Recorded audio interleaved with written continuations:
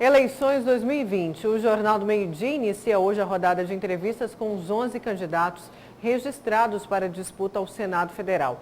Cada entrevista terá duração de 20 minutos. A distribuição das datas obedece ordem alfabética. O nosso primeiro convidado é o candidato Carlos Fávaro, do PSD. Antes de eu dar boa tarde ao candidato, eu quero registrar a presença do meu colega de trabalho, que é uma honra tê-lo aqui, José Porto. Boa tarde, seja bem-vindo, Porto. Honra minha, Laela. Boa tarde, senador Carlos Fávaro. Boa tarde a vocês que nos acompanham ao vivo aqui no Jornal do Meio-Dia. Boa tarde, candidato. Seja bem-vindo. Boa tarde, Nayara. Boa tarde, Porto. Boa tarde a todos os ouvintes que estão nos acompanhando. Uma honra falar com todos vocês. Bom, o senhor é senador que vai para uma eleição agora, uma espécie de reeleição, é algo novo também, no Senado mato-grossense, as vagas de Mato Grosso, senador. Agora, é claro que quem deixou essa vaga em aberto, a ex-juíza e ex-senadora Selma Arruda, está numa campanha aberta também na internet e ela continua mais do que nunca se colocando numa posição de vítima injustiçada, de que foi derrubada pelos barões de Mato Grosso, que não queria uma política como ela no Senado.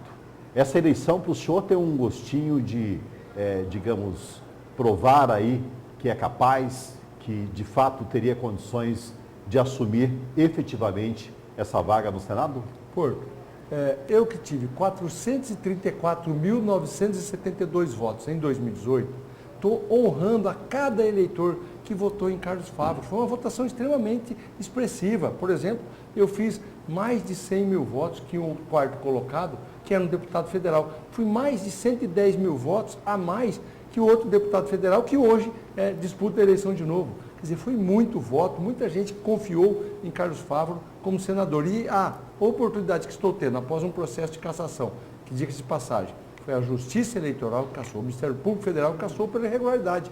E é bom que se diga que a justiça é para todos e mostrou que está atenta às ilicitudes. Mas esse saldo negativo da cassação dela, um saldo político, sobrou muito para o senhor ou efetivamente para o senhor? Não fui eu que cassei, foi a justiça, né? Eu não cometi ilicitudes, eu tive minhas contas aprovadas e diplomado estou. E aí sim, no mandato, representando todos os mato-grossenses. Eu cheguei no Senado exatamente no dia que estávamos votando o orçamento de guerra para fazer o enfrentamento dessa pandemia. O presidente Bolsonaro precisava do apoio do Congresso Nacional e teve. O Senado Federal foi o primeiro parlamento do mundo a instituir sessões remotas para que pudéssemos dar as respostas que o Brasil precisava para esse enfrentamento. E eu tive lá, presente, votando, trabalhando, dedicando. Fui autor, por exemplo, da emenda que trouxe mais de 1.300.000.000 reais para o estado de Mato Grosso, para os nossos municípios. Os municípios receberam mais de 14 vezes aquilo que iriam receber. Por isso eu estou honrando, trabalhando para todos indistintamente. Candidato, mas ainda nesse viés, Porto, que o Porto está abordando, existe também uma denúncia por parte da ex-senadora Selma Arruda e de outros opositores do senhor, que o senhor fez abuso, o senhor abusou tanto do poder econômico ao contratar um advogado caríssimo, uma defesa bem cara, e também do poder político, porque o seu maior apoiador era a Imagem, é amigo e do então presidente na época do STF, Dias Toffoli. E o governador de Mato Grosso, Mauro Mendes, que também é um apoiador, pediu para que essa cadeira não ficasse vaga. Houve então esse abuso, candidato? Desculpa, quem até endossa nessa questão é o próprio concorrente do senhor agora, o Euclides Ribeiro, que é um advogado também que acusa formalmente, ou pelo menos politicamente, essa história do abuso do poder econômico e político. Bom, vamos por parte então. Este candidato que você está se referindo, esse sim é o candidato dos barões. Ele trabalha para a recuperação judicial dos grandes produtores. Eu quero que você me aponte um pequeno produtor que ele trabalha e que ele atende, né? Ele trabalha para os barões, inclusive aqueles barões que dão calote nas empresas que querem fazer recuperação judicial. Essa é a diferença. Com relação ao apoio, eu tenho apoio de grandes amigos que me ajudam, mas principalmente a minha história conta por si. Eu tenho apoio da FETAGRE, Federação dos Trabalhadores da Agricultura Familiar, porque é de lá que eu vim. Eu saí de um sítio de 13 alqueires de terra, cheguei em Mato Grosso num assentamento de reforma agrária. O senhor não é o candidato dos barões do agronegócio, então? Eu sou o candidato de todos os mato-grossenses. Eu tenho apoio de produtores, tenho apoio de pequenos produtores, tenho apoio dos segmentos evangélicos, dos cristãos, tenho apoio da sociedade e mais que isso, minhas ações como senador estão sendo para todos os mato-grossenses. Por exemplo, essa emenda que eu estava dizendo, que eu trouxe, os municípios mato-grossenses iriam receber 70 milhões de reais. Receberam 967 milhões de reais, 14 vezes mais. Foi para todos. Eu não olhei se o prefeito me apoiou em 2018 ou não. Eu fiz para todos, para ajudar Mato Grosso, para ajudar que as políticas públicas cheguem na população. Candidato. E é assim que tem que ser um senador de Mato Grosso. Por que há até uma briga, e a gente vê que agora existe uma espécie de um racha com a chegada da candidatura do Euclides Ribeiro, mas quando a gente fala do setor do agro, porque parece que todas essas 3 vagas ao Senado de Mato Grosso, se não tiver aí uma bênção do agro, o candidato não consegue se eleger. A gente sabe que o agro, ninguém discute a importância disso para Mato Grosso. Mas é um setor consolidado, é um setor que por si só caminha e que já tem uma política efetiva de Estado brasileiro. Né? Exatamente. Por que o Senado, já há algum tempo, as 3 vagas, vem atrelada a esse setor? Não, na realidade são os adversários que querem me atrelar nessa situação. Eu tenho respeito pelo agronegócio, pela pecuária, mas eu tenho... O senhor tem o Iraí, o senhor tem o ex-senador, o ex-ministro Blairo Magno. Claro, e eu tenho o Nilton Macedo, que é o presidente da Federação dos Trabalhadores na Agricultura Familiar, e toda a diretoria dele reconhece em Carlos Fávaro, um deles, um que chegou em um assentamento, que vem da pequena propriedade, que conhece a divergência e trabalha por eles, porque eu trabalho nesse sentido para todos os pequenos produtores. É da minha autoria, por exemplo, a emenda que trouxe 4,8 milhões de reais para que, numa parceria com o governador Mauro Mendes, adquiríssemos 42 patrulhas, tratores e equipamentos para a agricultura familiar. Uma ação que eu já cumpri com a agricultura familiar. Está lá, em volta da Arena Pantanal, quem puder passar lá, vê lá 42 tratores. Foi autoria minha, eu que trouxe o recurso de Brasília para atender os pequenos produtores. Mas tem entidades que representam o agronegócio que tem medo de apoiar o senhor por conta das suas articulações políticas em Brasília. Então eu pergunto, qual que é a sua relação com o governo Jair Bolsonaro? Ele tem um pé atrás com o senhor, justamente pelo senhor ter como apoiador Iraí Magno? Muito bom para me esclarecer essa questão. Eu tenho e consegui cultivar em 170 dias ótimas relações de Brasília. Eu pude aprovar essa emenda importante para o nosso Estado, trazendo mais de 1,3 bilhão, por ter convicção de que era boa para Mato Grosso, conseguir convencer meus pares senadores com uma boa relação e principalmente com o apoio do governo Bolsonaro. Porque se ele não sancionasse, não estaria esse recurso aqui. É essa relação que trago para Mato Grosso. E veja bem, é importante eu dizer aqui qual é a relação. O eleitor tem que fazer uma reflexão neste momento. Eu sou senador por Mato Grosso e sou do PSD. O PSD tem um ministério no governo Bolsonaro, tem um ministro do PSD no governo Bolsonaro.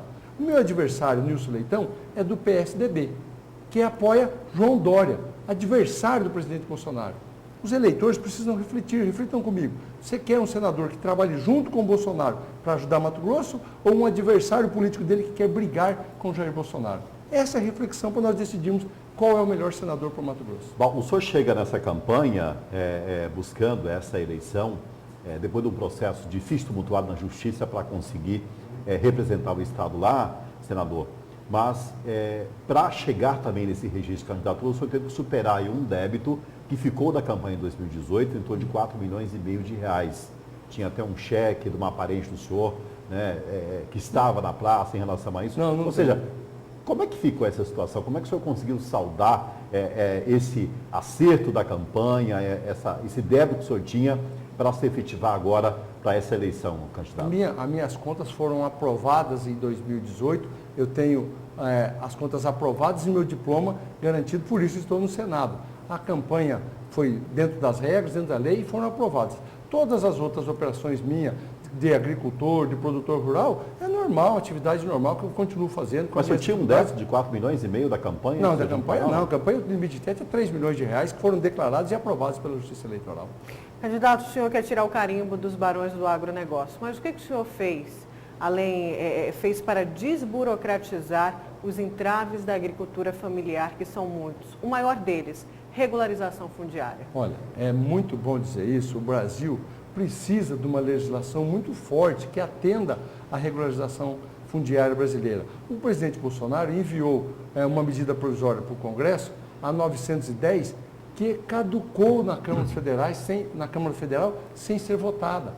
E agora, então, nós imediatamente começamos a construir um projeto de lei para que podermos dar as respostas. E ao chegar ao Senado, está lá na Câmara, ao chegar ao Senado, eu já tratei isso com o presidente Davi Alcolumbre, com o Irajá Abreu, meu colega de partido, senador por Tocantins, filho da senadora Cátia Abreu, também por Tocantins, que foi presidente da CNA, quer dizer, um conjunto de pessoas comprometidas com a regularização fundiária para que nós possamos fazer definitivamente uma lei que dê simplicidade para nós darmos o título da terra aos produtores. Eu pergunto isso porque um dos seus apoiadores, o governador Mauro Mendes, queria acabar, por exemplo, com a ajuda que a Empaer dá aos pequenos agricultores, acabando com a Empaer. Isso empresa, é fomentar, né, isso a própria secretaria também. Isso é fomentar a agricultura familiar? Não, o que o governador Mauro Mendes quer fazer é modernizar a agência ou transformar numa agência a extensão rural, a informação, a orientação, as novas técnicas de cultivo que tem que chegar na pequena propriedade. E a Empaer tem esse papel. Acontece que a Empaer herdou há 20 anos atrás ou mais dívidas que não eram dela, o que a inviabilizam de ser uma empresa pública eficiente, modernizar a Empaer, quer seja com qual nome for, agência ou um instituto, para que tenha extensão rural eficiente e valorizar os nossos servidores públicos, é o interesse do governador Mauro Mendes e é o que eu quero ajudar para ajudar os pequenos produtores. A empresa tem esse know-how, senador, mas o problema é que elas são usadas politicamente até para não funcionar. Na verdade, isso é claro. Ela vem se arrastando com débitos que não eram dela, que o impede de contratar, receber emendas, receber recursos e se modernizar. Por isso nós temos que criar uma nova agência ou uma nova empresa pública para que possa focar na função dela, que é fazer extensão rural, e terá o meu apoio junto ao governador Mauro Mendes. Vamos num ponto em relação a propostas, candidato. O senhor tenta aí, digamos, né, tirar essa pecha de ser um senador, né, barão do agro, vamos dizer assim. Agora existe um outro lado. Mato Grosso continua atrelado a esse sistema de desenvolvimento que a gente tem. E faz muito tempo que a gente não vê nesse estado chegar novas indústrias. Eu não consegui entender até hoje, senador, de muito tempo, seja com o apoio do governo federal, o agro abraçou Jair Bolsonaro e continua apoiando, inclusive, as medidas dele que não são tão favoráveis assim, mas a estrutura do estado não melhora, é capenga, é uma situação complicadíssima. A gente não consegue entender como que senadores não resolvem esse problema da infraestrutura, por exemplo, com tanto apoio do próprio setor. Claro, olha, excelente oportunidade para nós falarmos o que já estamos fazendo. Mato Grosso vai receber uma revolução de infraestrutura logística no governo Bolsonaro. Em Mato Grosso, muitas vezes a gente fala assim, por que não industrializamos mais? Essa industrialização das nossas matérias-primas... Mas a Dilma prometeu também ferrovia, o Lula prometeu ferrovia, o Bolsonaro está prometendo também. Não chega. Em novembro iremos assinar o contrato da FICO, Ferrovia de Integração do Centro-Oeste, ligando Goiás à Água Boa, em novembro, para que tenhamos obras em 2021. O presidente Bolsonaro já me garantiu... Isso vai sair, senador? Em novembro, assina o contrato lá em Água Boa. Está um PLS tramitando no Senado para que nós possamos fazer a autorização da extensão da ferrovia de Rondonópolis até o Médio Norte, Lucas do Rio Verde. Mas eu disse ao presidente Bolsonaro, ele vai entrar para a história como o presidente que trouxe a ferrovia para Cuiabá. E eu quero ajudá-los aprovando esse PLS para poder fazer a extensão da ferrovia. Mas isso está garantido, senador, a ferrovia chegar aqui? Sabe por que está garantido? O projeto passa lá em cima. Sabe por que está garantido? Está garantido porque a empresa privada, a detentora dessa concessão, está com os recursos para fazer a obra. Precisamos fazer a lei para ela poder estender... Mas a própria briga do agro não quer incluir Cuiabá, né, com essa ferrovia. A minha briga é para trazer ela aqui, porque nós temos que trazer o desenvolvimento. O traçado, onde passa por aqui, o problema é tecnicamente. Agora, tem que passar em Cuiabá, trazer desenvolvimento para que nós possamos industrializar nossos produtos. Porque não adianta só fazer incentivos fiscais. Nós temos que dar competitividade, ter consumidores. Mato Grosso tem 3 milhões e poucos de habitantes.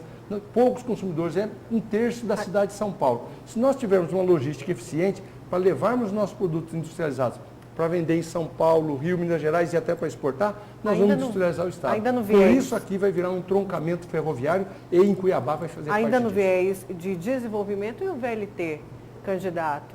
O governador prometeu dar pelo menos falar um destino para ele em 1 ano. Isso não aconteceu, mas o governo federal já sinalizou que quer terminar. Como que a bancada pode ajudar? Tem ajudado o Estado a terminar o VLT? Pode ajudar trazendo recursos. Tem esse interesse? Claro que tem. Nós temos que curar essa ferida aberta em Cuiabá e Vargem Grande, mas definitivamente o governador está sendo responsável. Ele disse que faria em 1 ano, até março, abril, onde ele traria a solução, veio a pandemia, o foco é cuidar da nossa gente, do nosso povo mato-grossense na pandemia, mas certamente esse tema vai vir para a pauta e a bancada pode ajudar. Agora, mais do que trazer recursos para terminar a obra, nós temos que pensar da viabilidade econômica, não pode ter déficit. Mas tem dinheiro em caixa. Tem 200 milhões de reais e precisa mais 400, 350, 400 milhões. Dá para arrumar esse recurso? Dá.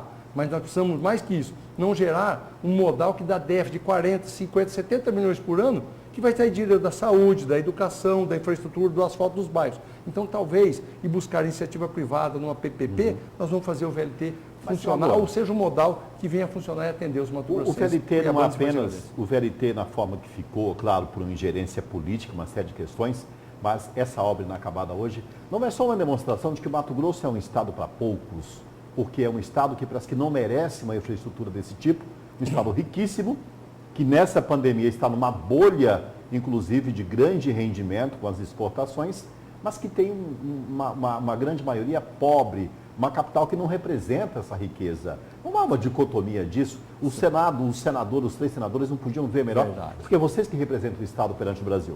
Você está coberto de razão, Porto. E por isso, eu que cheguei em um assentamento de reforma agrária, não quero o estado de Mato Grosso em bolhas de prosperidade. Por isso a ferrovia tem que chegar aqui em Cuiabá para trazer oportunidades. Nós não podemos produzir 67% do algodão brasileiro, ter meia dúzia de fiações, nenhuma tecelagem, nenhuma tinturaria de roupas, nenhuma grande confecção. Quem que não quer a indústria em Mato Grosso, senador? Todos querem. Mas quem que barra esse processo? Na realidade, a questão é muito mais logística. É claro que se a gente buscar incentivo fiscal existe, mas o Goiás só tinha piqui e gilópia há pouco tempo, senador. Mas Goiás hoje é uma ilha de prosperidade Mas em tudo. claro, O Mato Grosso do Sul está indo. Tem ferrovias cruzando o Goiás, tem rodovias duplicadas, tem centro muito mais rápido do centro consumidor. Não adianta produzir a 2.000 quilômetros dos centros consumidores se não tem gente para consumir, encarece o preço do produto produzido aqui. Vender, senador? Se nós produzirmos em Mato Grosso, se tiver uma logística ruim, uma peça de roupa produzida em Mato Grosso vai ser mais cara que uma peça de roupa produzida em São Paulo, porque tem que transportar isso daqui até lá para ser consumido. Trazer infraestrutura, dar incentivos fiscais é a condição que temos que dar, e a infraestrutura, sem dúvida, é a principal alavanca para que a indústria chegue em Mato Grosso. O senhor é o candidato do meio ambiente também, porque o senhor chegou a falar que a preservação do meio ambiente no Pantanal foi um fator para as queimadas, é isso mesmo? Não, o que eu disse foi distorcido a minha entrevista. O que eu disse é, o modelo de política preservacionista implantado até agora, e não fui eu só que disse, há 19 anos atrás, o saudoso senador Jonas Pinheiro e o senador Antero Paes de Barros já disseram isso quando o senador, que queriam implementar um novo projeto de lei de uso e ocupação do Pantanal Federal, Mato Grossense. O Pantanal, com viés só de preservar e tirar a ocupação do pantaneiro, criou um maciço vegetal incontrolável, que virou um desastre com essa queimada agora, incontrolável. Se nós tivéssemos uma ocupação, o pantaneiro, com seu rebanho, com seu gado lá, preservando com viabilidade econômica, certamente esse Os desastre seria governantes, muito inclusive menor. a bancada do Senado, demorou a agir? Nós agimos rápido, Demoraram criamos a comissão externa do Senado. Eu aprovei no Senado um projeto de lei do uso de aeronaves, de avião agrícola para combater incêndios. Brasil que tem a segunda maior frota de aviões agrícolas. E nós vamos trazer políticas públicas que isso nunca mais aconteça no nosso Pantanal. Essa questão da biomassa, eu fui lá no Pantanal, acompanhei os incêndios, a gente acompanha o Pantanal o tempo todo. Mas essa questão hoje de um argumento preservacionista às avessas, digamos assim, porque o pantaneiro já entendeu hoje que a onça pintada viva rende mais dinheiro para ele do que um rebanho. Claro. Não está um pouco distorcida essa ideia de preservação também? Dá para conviver harmonicamente a preservação ambiental e a produção de alimentos. Nós temos que ocupar direito o Pantanal e preservar para que nós tenhamos outro setor bastante valorizado, que é o do turismo. É possível fazer isso com legislação moderna, investimento no pantaneiro. Ele estaria há 300 anos e sabe como ocupar bem o Pantanal. Está com o ministro e com o presidente que em muitos casos nega, inclusive, o problema ambiental, senador. Olha, o presidente Bolsonaro nunca incentivou um crime ambiental. Quero que você me apresente. O que ele fala é que o meio ambiente tem que ser indutor de desenvolvimento e de sustentabilidade. E as pessoas distorcem e acham que podem sair destruindo tudo aleatório à legislação. Mas o que não é verdade. Por exemplo, combate é difícil. Ele indicou o segundo homem mais importante do Brasil para cuidar dessas questões, que é o presidente Mourão.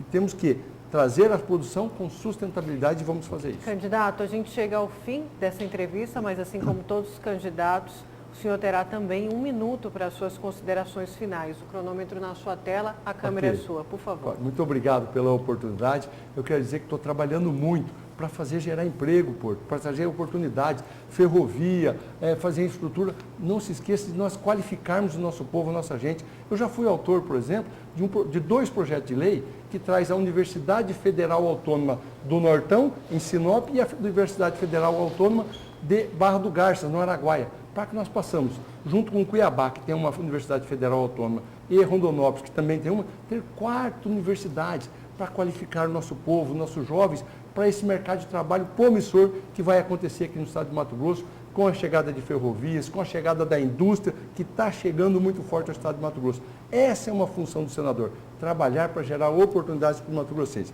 Por isso, eu peço o seu voto. Eu que trabalhei muito durante 170, 180 dias, quero continuar sendo senador para continuar trabalhando mais 2.200 dias e honrar todos os mato-grossenses. Meu nome é Fávaro, meu número é 555. Certo, candidato. Muito obrigada. Obrigado a vocês. Porto, mais uma vez, muito obrigada. Até amanhã. Que agradeço.